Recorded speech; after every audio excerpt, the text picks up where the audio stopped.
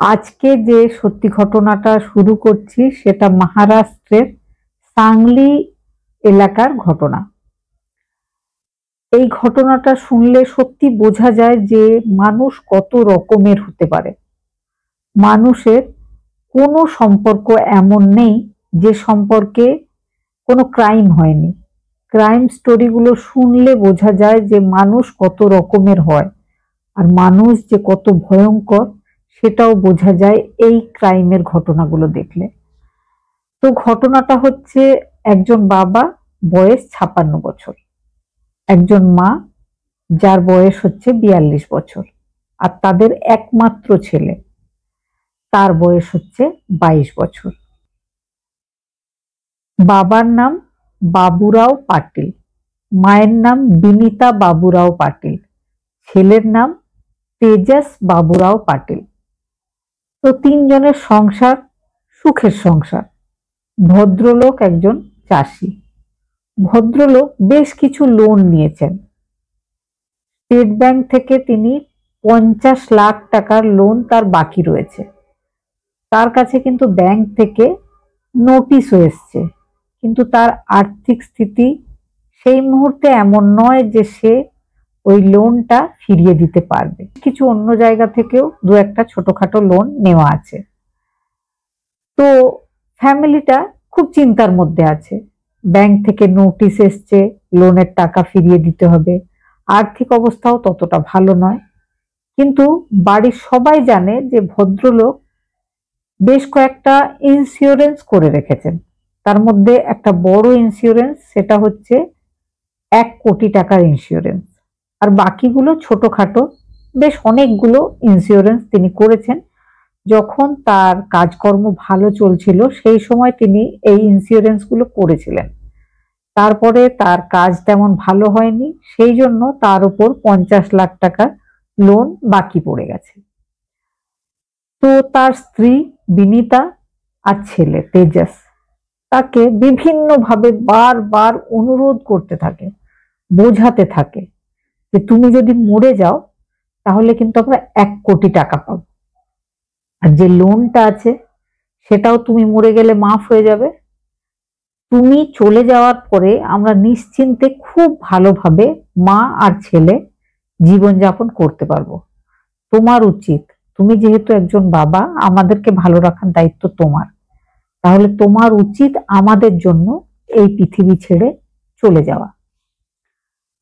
বারবার যখন স্ত্রী ছেলে একই কথা বোঝাতে থাকে, ভদ্রলোকও একটা সময় মনে করেন যে চলো ঠিক আছে, আমি এই পর্যন্ত অনেক বেঁচে নিয়েছি, আর না বাঁচলেও চলবে।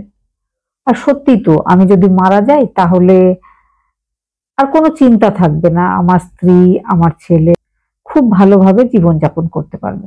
10 ফেব্রুয়ারি 2025 সে কিন্তু নিজেকে মনে মনে রেডি করে ফেলে। ছেলের একজন বন্ধু, তার নাম ভীমরাও গণপতরাও, সে নিজের গাড়ি নিয়ে আসে। গাড়িতে ছেলে আর ছেলের বন্ধু বসে। ড্রাইভার সিটে ছিল ছেলের বন্ধু, আর পেছন সিটে বসানো হয় বাবা বাবুরাওকে। গাড়িটা এগিয়ে চলে একটা হাইওয়ের কাছে। তখন বাজছিল রাত 2টো।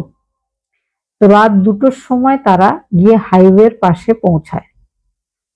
বাবুরাওকে গাড়ি থেকে নামিয়ে দেওয়া হয়। বাবুরাওকে বলা হয় যে মেইন রোডে একদম মাঝখানে গিয়ে তুমি দাঁড়াও। সে তাই করে, কিন্তু কিছুক্ষণ পরে তার কি হয়, তার ভালো লাগছিল না, সে সাইডে এসে দাঁড়ায়।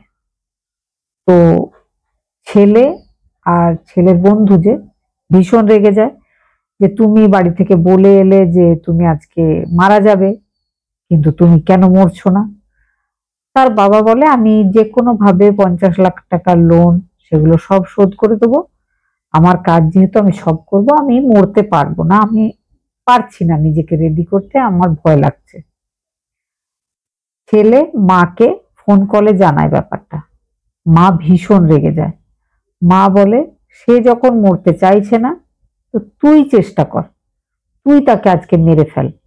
রাত্রেবেলায় একটু খেয়াল রাখিস, যেখানে সিসিটিভি নেই সেখানে এই ঘটনা ঘটাতে হবে। ছেলে আর ছেলের বন্ধু জোর করে একটা রাস্তার ডিভাইডারের কাছে নিয়ে যায়। বারবার তার মাথাটা পেছন দিক থেকে ধরে ডিভাইডারের সামনের দিকটা ঠুকে দেওয়া হয়। কপালটা তার ক্ষতবিক্ষত হয়ে যায়। তারপরে দুই বন্ধু মিলে তাকে টানতে টানতে নিয়ে গিয়ে রাস্তার মাঝখানে শুইয়ে দিয়ে কিছুক্ষণ সাইডে দাঁড়িয়ে ব্যাপারটা দেখতে থাকে। যখন দেখে যে কাজ হয়ে গেছে, সত্যি সত্যি তার বাবার অ্যাক্সিডেন্ট হয়ে গেছে, তখন সে বন্ধুর সাথে বাড়ি চলে আসে। আসার পরে ফোন কলে নিজের কাকা সাগর পাটিলকে জানায় যে এক্ষুনি খবর পেয়েছি বাবার নাকি অ্যাক্সিডেন্ট হয়ে গেছে, হাইওয়েতে বাবা পড়ে আছে, তুমি এসো, আমিও এখান থেকে যাচ্ছি। তো সাগর পাটিল সেখানে চলে আসে। এদিকে তেজাস পাটিল আবার নিজের বন্ধুর সাথে সেখানে গিয়ে পৌঁছায়। বাবুরাওয়ের ভাই সাগর পাটিল বাবুরাওকে তুলে নিয়ে গিয়ে তাড়াতাড়ি হসপিটালে পৌঁছায়। হসপিটালে ডাক্তার দেখার পরে বলেন যে অ্যাক্সিডেন্ট খুব মারাত্মক ছিল, বাবুরাও আর বেঁচে নেই। কিন্তু ব্যাপারটা অ্যাক্সিডেন্টের। পুলিশ আসে। পুলিশ এসে ভালোভাবে দেখে কোথায় এই ঘটনা ঘটেছে সেগুলো জিজ্ঞেস করে। তারপরে পুলিশ সিসিটিভি চেক করছিল, যেটা পুলিশের রুটিন ডিউটি। এটা বোঝা যায় যে একটা অ্যাক্সিডেন্ট হয়েছে, কিন্তু কিভাবে কোথায় হয়েছে, কোন গাড়ি তাকে মেরে দিয়ে চলে গেছে, তো সিসিটিভি ফুটেজ গুলো এবার পুলিশ চেক করছিল। পুলিশের অসুবিধা হয় না, কারণ ডেট কোন জায়গায় হয়েছে, গভীর রাতে হয়েছে, সবটাই পুলিশের জানা ছিল। পুলিশ রাতের সিসিটিভি ফুটেজ গুলো যখন দেখছিল, পুলিশ অবাক হয়। পুলিশ সেই ফুটেজে ভদ্রলোকের ছেলেকেও একটা গাড়িতে পাশেই দাঁড়িয়ে থাকতে দেখে। পুলিশ তাকে জিজ্ঞেস করে যে তুমি তো কাছেই ছিলে, তুমি দেখতে পাওনি যে তোমার বাবা কিভাবে মারা গেল? পুলিশের আরো একটা প্রশ্ন, রাত্রেবেলায় 2টোর সময় তোমরা গাড়ি নিয়ে ওই হাইওয়েতে কি করছিলে? গাড়ি না চালিয়ে সাইডে দাঁড়িয়েছিলে, তোমার বাবা কেন মেন রোডে দাঁড়িয়েছিল? তখন তেজাস তাড়াতাড়ির মধ্যে কি বলবে বুঝতে পারছিল না। সে বলে যে আমরা মর্নিং ওয়াক করতে গেছিলাম। পুলিশ অবাক হয়। পুলিশের কোথাও না কোথাও এবার সন্দেহ হয়ে গেছিল। এদিকে পুলিশ তাকে বাড়ি যেতে বলে। নেক্সট ডে তারা কিন্তু ইন্স্যুরেন্স এজেন্টকে ডেকে পাঠায়। তারা যে টাকাটা পাবে, মানে 1 কোটি টাকা আরো বেশ কিছু টাকা ইন্স্যুরেন্সের টাকা, সেগুলোর জন্য ক্লেম করতে শুরু করে। এদিকে পুলিশ কিন্তু পোস্টমর্টম রিপোর্ট পেয়ে গেছিল। পুলিশ দেখে যে মাথার সামনের দিকের যে চোটগুলো ছিল বাবুরাওয়ের কপালে, সেগুলো কিন্তু কোনো অ্যাক্সিডেন্টের চোট নয়। পুলিশ কিন্তু এক্স্যাক্ট সেই জায়গাটা, যেই জায়গাটাতে বাবুরাওয়ের অ্যাক্সিডেন্ট হয়েছিল, সেই জায়গাটার কোনো সিসিটিভি ফুটেজ জোগাড় করতে পারছিল না। সেই জন্য পুলিশ বুঝতে পারছিল না যে কিভাবে প্রমাণ করা যাবে যে এই ঘটনাটা অ্যাক্সিডেন্ট নয়। পুলিশের কিন্তু বাবুরাওয়ের স্ত্রী আর বাবুরাওয়ের ছেলে তেজসের ওপর সন্দেহ হয়েছিল, কারণ তারা যেভাবে উত্তর দিচ্ছিল মনে হচ্ছিল তারা কোথাও না কোথাও ভয় পেয়ে অসংলগ্ন কথাবার্তা বলছিল। পুলিশ এবার বাবুরাওয়ের স্ত্রী, বাবুরাওয়ের ছেলে আর বাবুরাওয়ের ছেলের বন্ধু 3 জনের সাথে আলাদা আলাদা ভাবে বসিয়ে কথা বলবে ঠিক করে। পুলিশ বিনীতা রাওকে বসিয়ে বলে যে আপনি আর আপনার ছেলে যে প্ল্যানিংটা করেছিলেন, সে ব্যাপারে কিন্তু আপনার ছেলের বন্ধু ভীমরাও গণপত রাও পুরোটাই আমাদেরকে বলে দিয়েছে। এদিকে বিনীতার ছেলে তেজসকেও একই রকম ভাবে বলা হয় যে জিজ্ঞাসাবাদে তোমার মা আর তোমার বন্ধু সব প্ল্যানিং বলে দিয়েছে, তোমার চুপ করে থেকে আর লাভ নেই।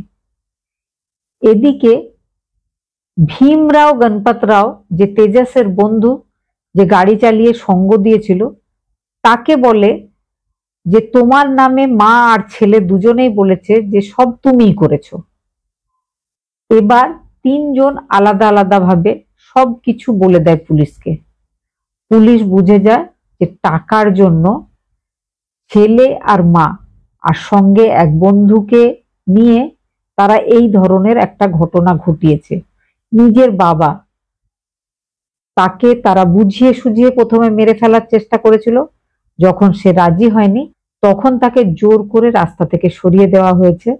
1 কোটি টাকা নিয়ে মা আর ছেলে দুজনে সুখে জীবন যাপন করার জন্য। এই ঘটনাটা সত্যি সত্যি মা আর ছেলের পক্ষে লজ্জাজনক। আর আমরা যারা এই ঘটনাগুলো শুনছি, দেখছি, শুধুই অবাক হচ্ছি মানুষ কত রকমের হয়।